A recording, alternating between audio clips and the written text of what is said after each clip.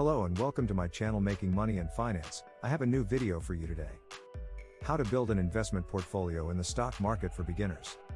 If putting away money for your golden years is a priority of yours, you should give some thought to investing in the stock market. Some people's long-term financial goal is to increase their net worth over the course of their lives by consistently setting aside money for savings and investing it throughout their years of employment. On the other hand, wealthy people often make it a goal to support themselves through dividends and investments so that they can retire early and enjoy life while they are still young. Before I continue, I want you to hit the like button, leave a comment, and subscribe to our channel so that you are the first to know when we upload a new video. And if you find our video useful, please share it with your friends and family. When investors first enter the market, one of the most important questions that immediately comes to mind is the amount of money that they should put into the market. What categories of businesses should they look into? And how are they able to subsist off of their dividends? It's not possible for everyone to put aside up to $100,000 per year in order to invest in the market. Nevertheless, if you are in your working years and are interested in achieving financial independence as well as various streams of income, then one thing is certain: you should invest the money that you do not need, or, to be more specific, the margin, which is money that you can easily live off of. Do not put your money in an investment that could cause you to lose the money you need to pay your rent or your funds for your children's school. In the event that you were successful in establishing another source of income in addition to your typical job, you may make use of the money you are making through that other sources by putting it away in savings and investing it for passive income and long-term financial security. It is likely that you are interested in expanding your money to the point where the money is working for you, but very few people are prepared to put in the amount of labor that is required to attain that goal. The piece of advice that is given the most frequently is to construct an investment portfolio that is proportionate to the amount of risk you are willing to take. Therefore, if you are a cautious investor who wants to keep their money safe, you should have a larger holding of bonds than stocks in your investment portfolio. If you are an ambitious investor who is aiming to generate enormous returns, the best investment strategy for you would be to hold more stocks than bonds. Your risk tolerance, long-term goals, and evolving investment objectives should be some of the first considerations you make when attempting to strike a healthy balance in your portfolio of investments.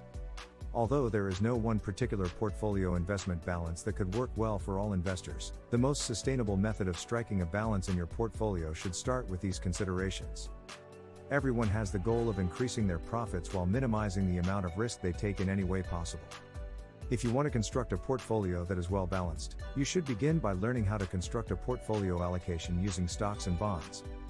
Be sure to take into account how comfortable you are with taking risks. Always keeping your risk tolerance in mind and keeping an eye on your long-term goals should be the greatest plan for balancing your portfolio. Also important to take into consideration is the fluctuating interest shown by investors. The following inquiry is how one might maintain their level of risk tolerance throughout time. What exactly is meant by risk tolerance? When it comes to investing in the stock market, having an understanding of your risk tolerance is quite crucial. If you have been thinking about making an investment in technology related to electric cars because you believe that adopting a more environmentally friendly lifestyle will become the standard over the next half-century, you should go ahead and make your plans. A stable return of 8 to 12% is possible for you to achieve, but the returns will not always go according to your plans. Your risk tolerance is the margin you are willing to bear as a result of degradation in your investment's returns, and it is referred to as the risk tolerance in your financial planning. Variability in your investment returns is possible. A margin for error is something you should always keep in mind when considering your risk tolerance. Meaning that even the most adverse circumstances cannot alter the way in which you plot out your next action.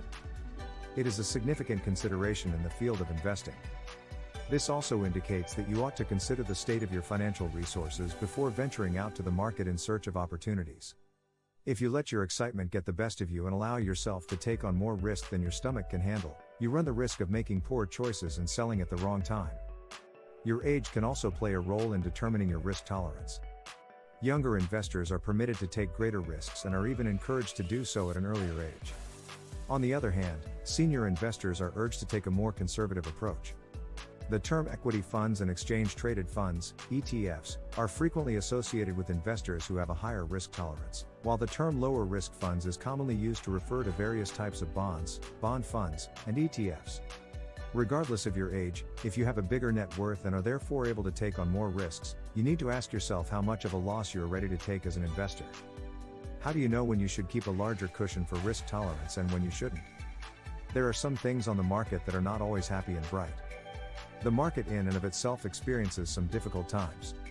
After the epidemic, the conflict in Ukraine, and everything else that is going on in the world in 2022, the political events that are developing are not favorable for the market. If the interest rate has changed or there is some other swing in the market, your portfolio is likely to go down on the lower side. Everything hinges on how patient you are and how well equipped you are to conduct market analysis. The occurrence of events like this can fluctuate from investor to investor.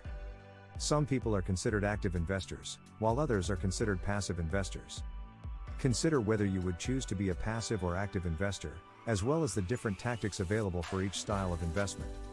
When first starting out in the world of investing, some people want to take a high-risk approach and hunt for opportunities to make money quickly and easily, while others seek advantages over a longer period of time and have their sights set on competing in a marathon rather than a sprint. Profits for active investors are dependent, at least in part, on the short-term volatility of the market. They are looking for ways to make quick money.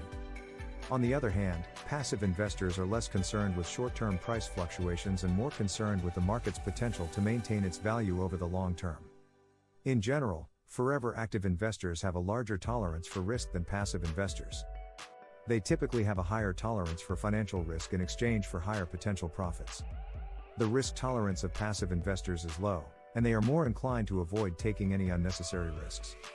Active investors typically take a much more hands-on approach than their counterparts, active investors, who focus on a limited number of stocks, bonds, or assets. Index funds and exchange-traded funds, ETFs, are the primary targets of passive investors because it is crystal clear which assets make up an index fund's holdings. Which of these tactics do you believe will result in the greatest amount of financial gain? Also, what is the optimal number of stocks to have in a portfolio? There is no such thing as the optimal quantity of stocks to hold in a portfolio, so give up seeking for it. The minimum amount of stock that an investor must have in their portfolio might vary. You can have as few as 50 stocks in your portfolio, but the exact number should be determined by the kind of long-term objectives you have in mind. There is no optimal number of stocks to buy, and the minimum number of stocks you should have in your portfolio is variable. One of the most well-known pieces of financial advice and a strategy is to diversify your investment portfolio. In general, the strength of any portfolio can be attributed to its level of diversification.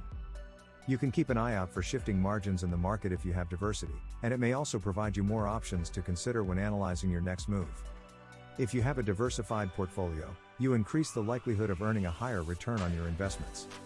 On the other hand, having a portfolio consisting of only a few companies won't give you the flexibility you need. For this reason, you'll need to have more stocks in a variety of market segments. It is essential to ensure that your portfolio contains a variety of investments. Your stock prices will not rise and fall in tandem with one another. You can carve out a necessary safe space in the market with the help of diversity. In theory, diversification helps to enhance your portfolio while also lowering the risks involved. On the other hand, we do not believe that diversification will be beneficial to the portfolio of every investor. Steps to build a stock market portfolio, and to make money as a beginner investor, you have to start researching the stocks with the highest discrepancy between value and price. You also need to know the risk that is attached to all investment strategies, and you need to know how much risk you are willing to take in the stock market. In addition, you must be familiar with the process of portfolio diversification in order to get the most of your financial trip. The question is, how much are you willing to risk? Do you see yourself as a more active or a more passive investor? Leave your thoughts in the comments section below. We are interested in hearing about your experiences as a novice investor in the stock market. In return, we will give you some helpful information that will assist you in taking action. Whatever it is that you know, if you don't put it into practice, it won't be of any use to you. Please share with us the steps that you are taking to construct your investing portfolio. I hope you got value out of this video. As always, please hit the like button, hit the subscribe button with the bell to receive notifications. Please share it with a friend, if you haven't already. Thank you so much for watching. See you in the next video.